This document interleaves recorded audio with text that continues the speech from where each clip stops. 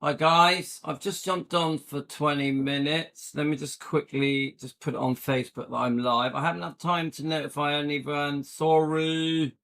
This is a quickie. Let me just quickly put it on. So how is everyone? Let me just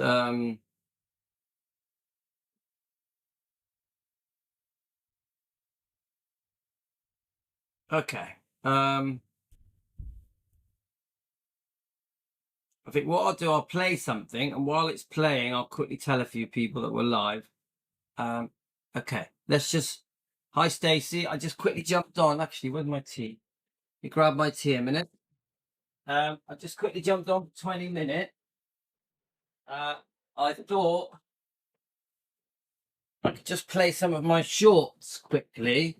I haven't had a chance to tell anyone, so quickly going to just press play on something here, and go from there. Good evening. Playing. Elvis Presley died today. He was 42. Tell me about that day 35 years ago. Priscilla, do you remember getting the call? I do. I'll never forget that day. I walked outside and I said, my God, something's not right. And Lisa was in Memphis at the time, and I first thought about her. I wasn't able to function for a while without him because I just, in my head, I just thought, what do I do without him? Because he was always there for me. Lisa Marie, you were 9 at the time. You were at the house, as I understand, here at Graceland. Mm-hmm. Did you know what was going on? I knew something was wrong because I was in my room, which was right next to his bathroom. So I knew that something was very wrong. And I was a wreck. I was a mess. But I also was confused because I was so upset. And the pandemonium that happened after was a little bit confusing. All right, let's go to the next. Remember, got to talk quietly because I'm live. So we're just playing some old shorts, guys. I'm a bit rushing through them. Let's just quickly... I'm just doing a 20-minute live. Yeah. Very surprised. I mean, I never got involved with his financial situation, and when he did die, and we were allowed to see, what was left and what was there. It was a shock. Years after Elvis's death, Priscilla, as Lisa Marie's guardian, took control. She successfully fought for state legislation to ban the profiteers. She organized Elvis's treasure trove of personal belongings. Even his plane came home to Graceland. But her decision to open Graceland, Elvis's home and final resting place, was controversial. You got some resistance from some people about that, didn't you? I got a lot of resistance. Why? Hi, Larry. It's almost sacred in a way that people look at Elvis and look at his home, which I can understand because I had those same feelings. He's always liked a lot of makeup, and at that time in the 60s, especially 63, 64, heavy makeup was very much the thing. Very. So guys, I'm rushed for time. I've only got 20 minutes. I thought I'm just going to play a load of shorts for you. Remember, this is how I started. I started with making shorts. Okay, guys? Okay, let's have a look. Let's see what comes up. What do you miss most? Oh my gosh, what is there not to miss? Elvis epitomized charm, charisma, but I think his laughter. Elvis had the most contagious laughter. Once he started laughing, that was it. Everyone would start laughing, and sometimes it was uncontrollable. He couldn't stop, and he laughed over the silliest things. He just had a great sense of humor. Loved to have fun, loved to play games. You still love him? Well, of course. He was a hard person not to love. Did you love him the day you divorced him? Absolutely. Absolutely. We didn't get divorced because I didn't love him. Sometimes people grow apart. Oh, that is hilarious. We didn't get divorced because I didn't love him. Sometimes people grow apart. You got divorced because you were with Mike Stone, in bed with him. Mike Stone, let's get real. Come on. That was a very difficult decision, but he was always in my life. Elvis would take me into his bedroom, and then we would kiss long, deep, passionate kisses, and his caresses would leave me weak with desire. Yeah? It's true. Yet he never tried to go further than kissing her. No. No, he didn't. There was an agreement, I guess, he made with himself that the woman that he decided to take for his wife, he was going to keep her that way until he married her. Keep her. Do you know why I laugh? Because Lisa Marie said it was when they were 18. Yeah? So this is a blatant lie here, that on the night of the wedding was when, they did it. Yeah? That wasn't true. It was going on from 18 years old onwards. It was true that nothing happened when she was a minor, when she was young. So we're catching Priscilla lying here. That is a blatant, barefaced lie. It did not happen on the night of the wedding. That is another myth. Fake truth. Yeah? Fake Elvis news. Just an opinion for entertainment purposes. Can't prove what I'm saying. I can't prove it's a fact. It's just an opinion. But Lisa did put it in her book, From Here to the Great Unknown. For a virgin, no matter what. Right. Perfectionist. Do you wish, Priscilla, in a way that you had never got divorced from Elvis? And do you think that his life would have been different if you'd stayed together? Gosh. Do you know what? I know this bit. Remember, I put these together, all these videos, I put them together. The reason they spin around like that is because I was trying to do it so that I wouldn't be copyrighted with all of these videos, clips I'm using. But the truth is, we hope for a good answer from that question. We don't get it. We don't get it. We want her to go, oh yeah, I loved him so much. But instead, we were better apart. We were better apart. This is nearer the truth. To be honest, I think we were better not married. We had a great relationship. He would come over to my home. So come on, let's get real. We were better not married. But now she says, he's the love of my life. He's the love of my life. I want to get buried next to him. Get it? Does it make sense? All hours of the night, talk. It could be 2 o'clock, 3 o'clock. I would have my daughter, wake my daughter up, be with us at some of that. My mother, the same thing, although Lisa had to go to school. He would come alone sometimes, and sometimes bring Charlie Hodge, one of the guys that worked for him, or someone else, and we would just sit and talk, and he'd bring him books, and he'd read books to me. And he left me with quite a few books as well. But everything just seemed to be more relaxed, more at home, when the tension wasn't there. Right. Perfectionist. Do you wish, Priscilla, in a way that you had... So our communication was horrible. It was terrible. His sleeping pills had taken effect. Get me up at night as well? Another lonely night. That's how it ends. How could you stand that? I didn't. There weren't too many more nights that I could take. You can just be so much to someone. Oh, but what too many more nights that I can take. Now, what I could do is read you. Thank you. I could read you page 272 of the book Elvis and Me, how she, with her dancing lessons,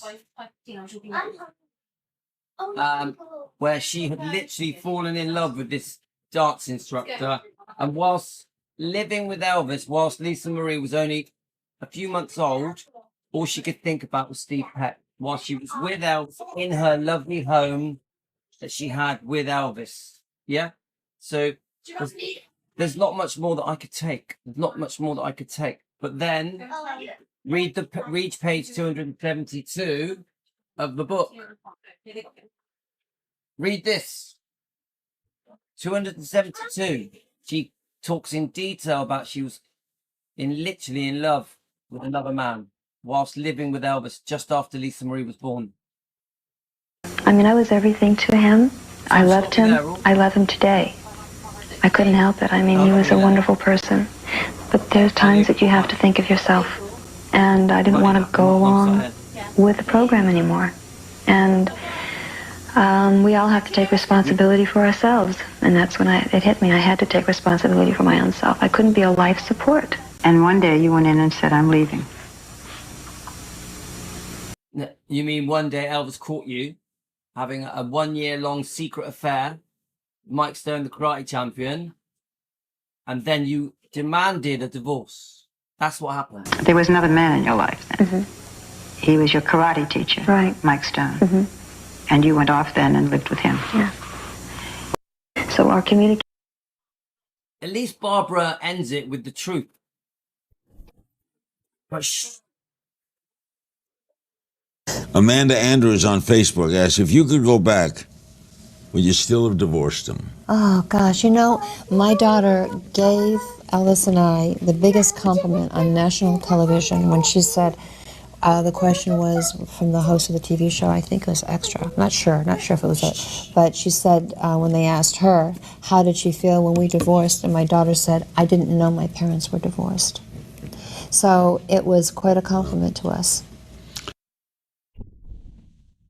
Now remember, I'm with Elvis Presley, and watching the girls running up to him, wanting kisses from him, running to the stage, coming backstage.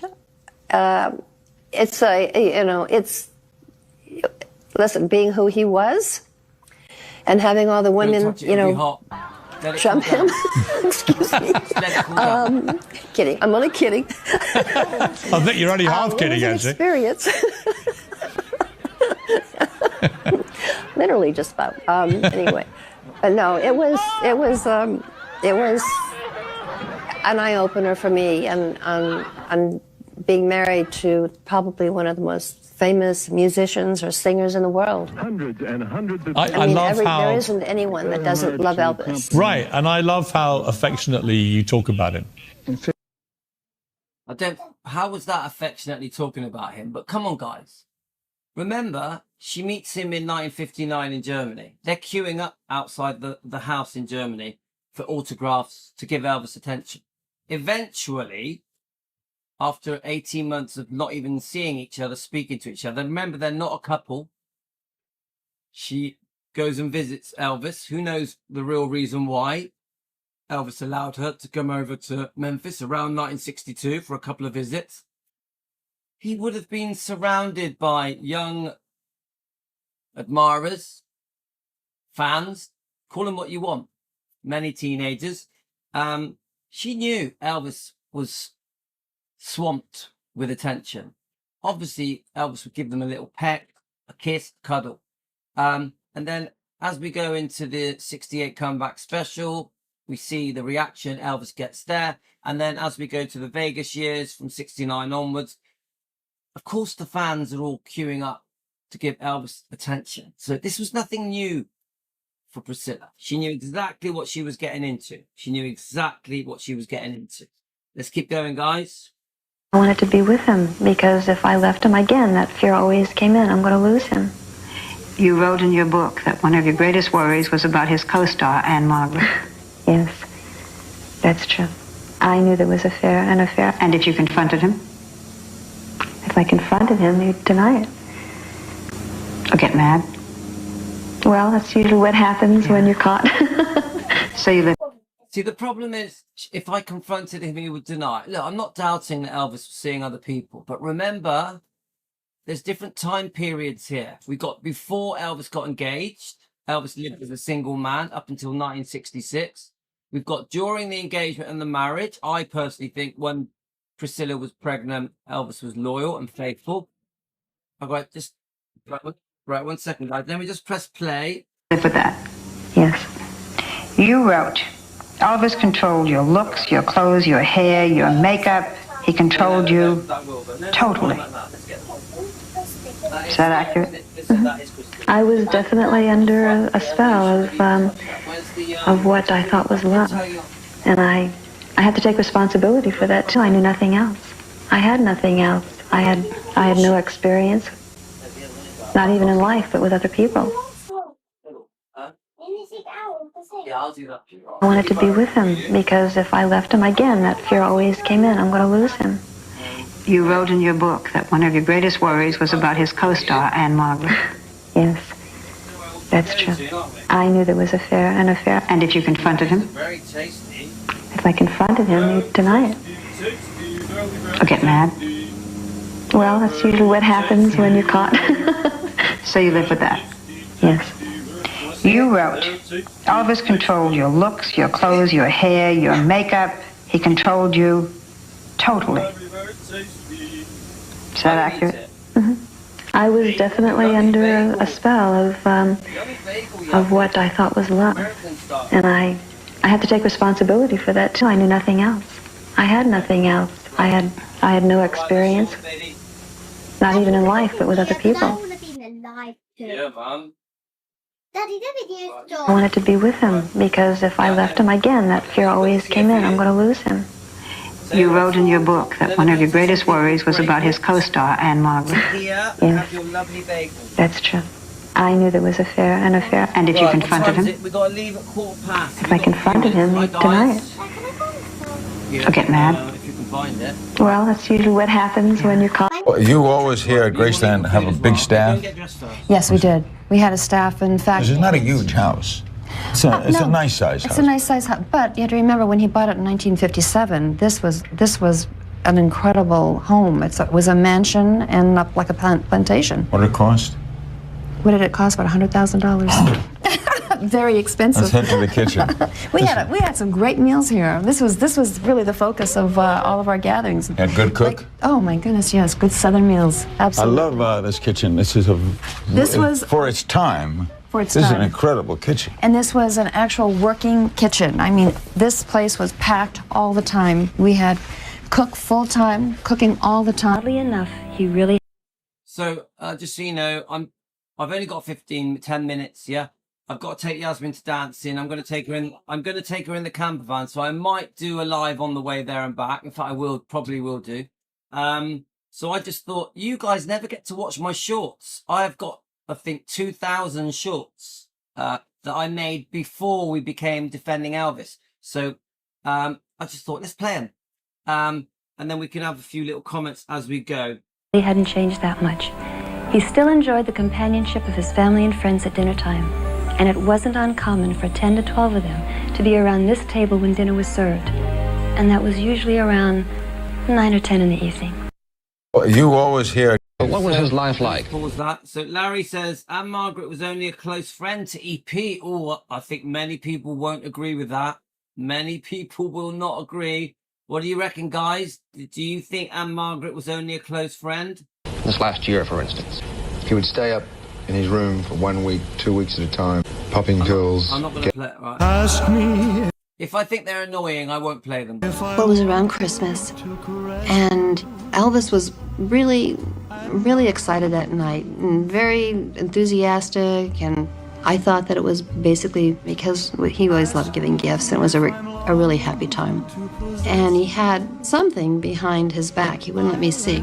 He goes, okay, I want you to close your eyes. And he got on his knees, and he says, I want you to open this. And then I open up the box, and it was this beautiful, beautiful engagement ring and wedding band and a ring with diamonds all over. And I was absolutely shocked. You know, it's time for us to get married, he said, you know, and it was like just sweetness all over. And we hugged, and when I came down, he was showing my hand to everybody. And he was just really happy. And that's when we basically made our announcement that night. So, obviously, we have strong views about that. I personally think from this is the moment Elvis tried to change, tried to become faithful, tried to do the right thing, yeah, through the engagement, through the marriage, through the pregnancy, yeah. Some people may disagree with me. That's just how I feel. Yeah, Vincenzo, we have discussed the Steve Peck, the dance instructor, and Priscilla's unfaithfulness many times. Well, it was about time, right? Yes, that's you should. But 21 was a good age to get married. Yeah. You know? You're married, and almost a year later you have a baby, right? Yes, my daughter. First, what kind of husband was Elvis? He was wonderfully loving, caring. He was a product of the business. And that was his only way of life. He loved it. he traveled all over before he was even really discovered by Colonel Parker, and had venues that he would appear at. So that made it difficult as a husband in what way? A lot of women around him, obviously. All the time. How'd you handle that? Very difficult. Get ticked? Flatbreads. Yes. I mean, to be put in that position of admiration, I think it would be very difficult for any woman. It really was all about Elvis. In every way, in every move, in every, in every situation. Elvis was great for practical jokes or just creating an effect. He also got a kick out of making everybody panic and freak out.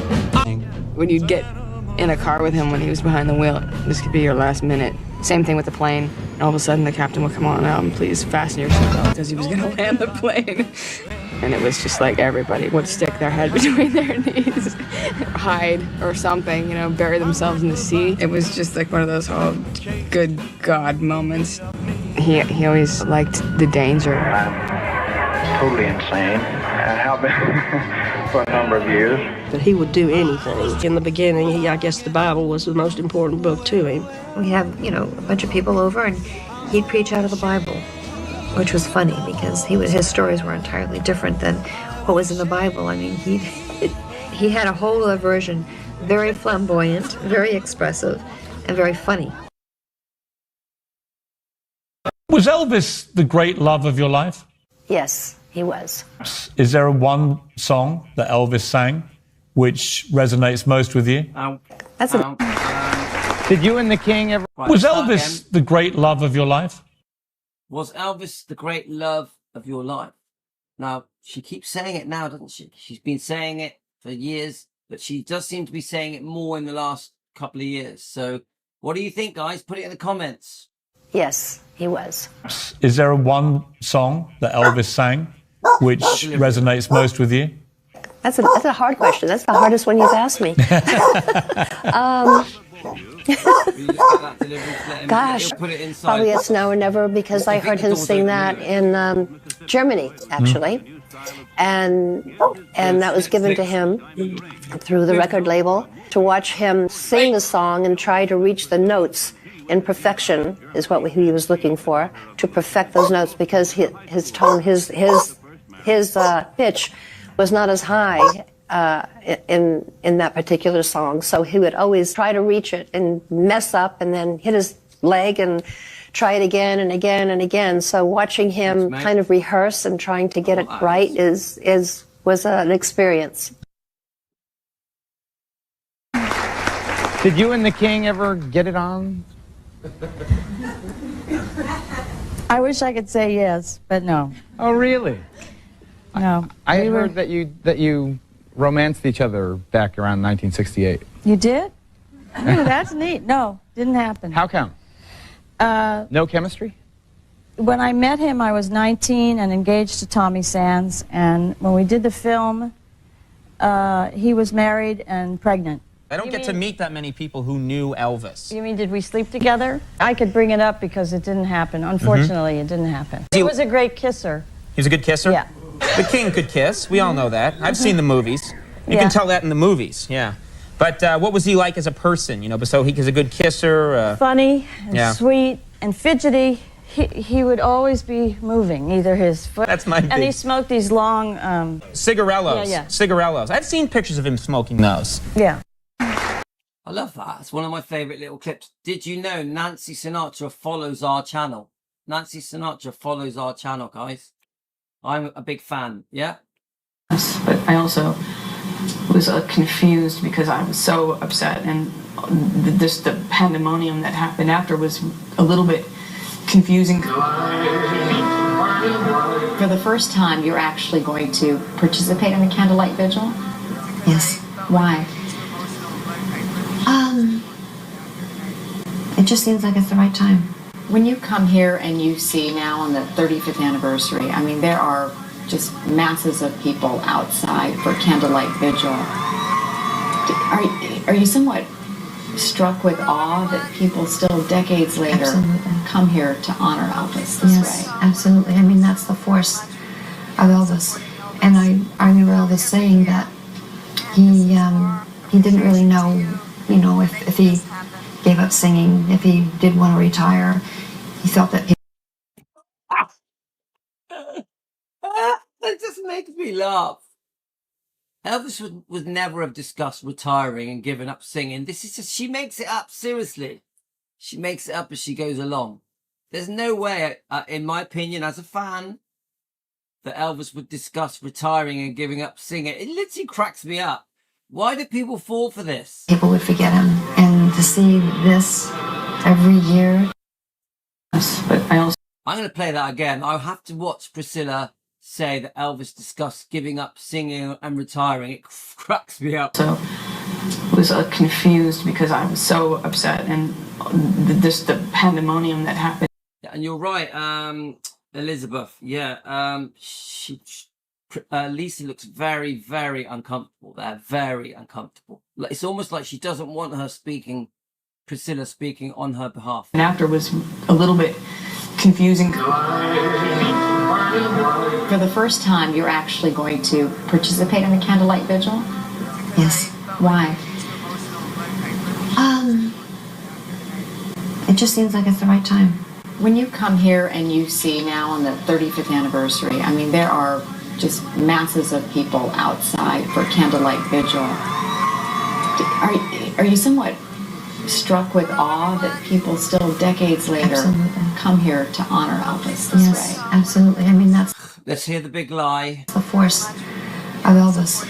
And I remember Elvis saying that he didn't really know, you know, if he gave up singing, if he did want to retire. He felt that people would forget him. And to see this every year. Honestly, that blows me away. That's one of the biggest loads of bullshit I've ever heard. Next. Ginger came on the scene. Ginger Alder. He had asked me to move into Grace. Ginger came on the scene. Ginger Alder. Ginger is a very... Sorry, guys. So just in case you've just joined us, I've only got a few minutes left. I'm just introducing you guys to my shorts. Now, this, to me, shows very clearly that Billy Smith was not happy with Ginger. Let's keep listening, guys. I have heard that the Memphis Mafia didn't like Ginger. They preferred Linda. They missed Linda. Very pretty woman, and she was young. Here's a 22-year-old that's got a lifestyle that she likes, and here's a 42-year-old that done everything in the world and not too much interested in him anymore. She acts like she don't want to be around sometimes. I said, Ginger likes showing you off.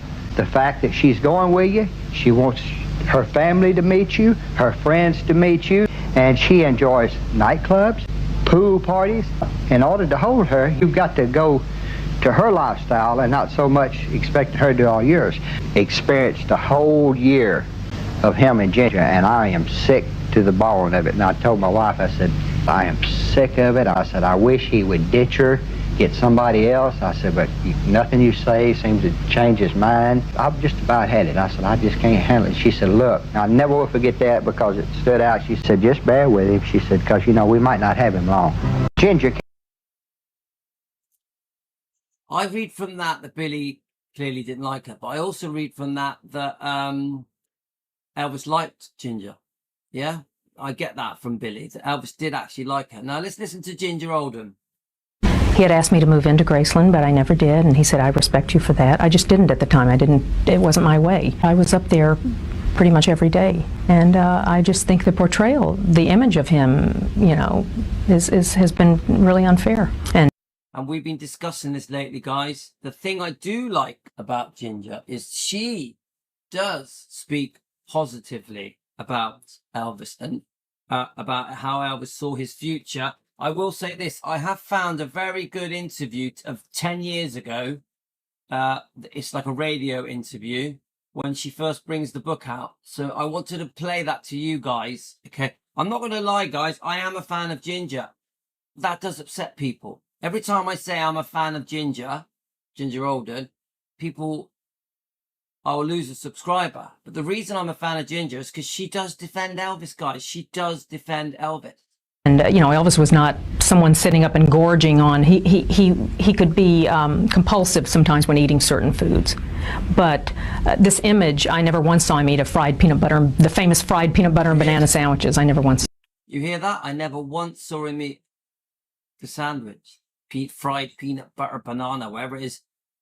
Elvis wasn't, in the last 9 months of his life, Elvis wasn't crawled up in a little ball, gorging on burgers and peanut butter sandwiches. Elvis was enjoying life. Yeah, he was sick. Yeah, he was over-medicated. But he was still enjoying life. Elvis did many things in those last 9 months. Saw that. So I guess your biggest concern has been that he's been defined by those final months of his life. And you're saying that what people perceived was his life really was not the reality. He was never bored. He didn't act down. We laughed. We watched television. He played the organ in his room. Sometimes we went out. We rode three-wheels. He had these great fun three-wheelers. You still miss him? Yeah, of course. I miss that we didn't get to see where he was going to go and hear more of his music. He had a lot left to do. See, I love making these shorts. Each short used to take me about 3 to 4 hours. A lot of work went into these shorts because I would find the video clips, the pictures, I would piece them together, then I would put some wording on there as well, a little storyline.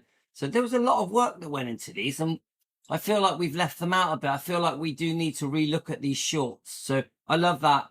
I love all of that short. I love.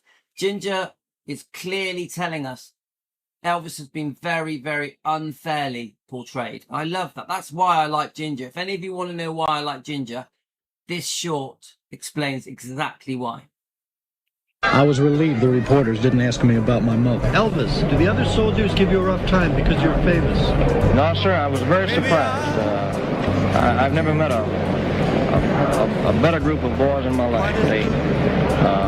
They probably would have if it'd been like everybody thought. I mean, everybody thought I wouldn't have to work and I would be given special treatment and this and that. But when they looked around and saw I was on KP and I was pulling guard and everything just like they were. Elvis, what do you think about going to Germany? Well, sir, I'm kind of looking forward to it. I mean, just before I came in the Army, we were planning a tour of Europe. And I got quite a bit of mail from over there and everything, you know, and I'm kind of looking forward to it, really.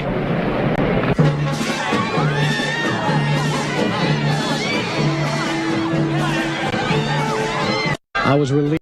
I love piecing these clips together, these shorts. Yeah, they were all under a minute. Everyone was under a minute. A lot of work went into them, but the Army ones I really liked. Elvis looked so cool in the Army, and people talk about Elvis as if he was miserable in the Army. I think Elvis loved being in the Army. Of course, he had to deal with the grief of losing his mother at basic training, but I think once Elvis got used to it, I think Elvis had a really good time in the Army. Yeah, I don't think he was crying in Bad Newheim on Priscilla's shoulder. Yeah, I really don't think that. I think he had an amazing time, made some great friends.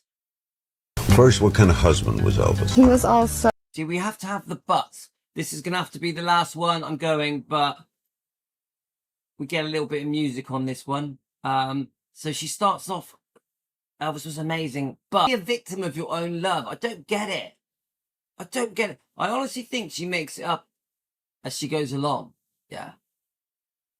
Remember, music wasn't a career for Elvis. It wasn't, like the movie or having top #1 hits.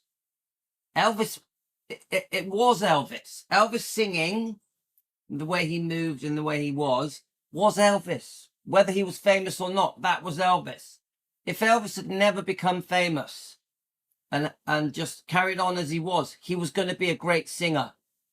Because he was born to do it. He was born to sing, born to be the way he is.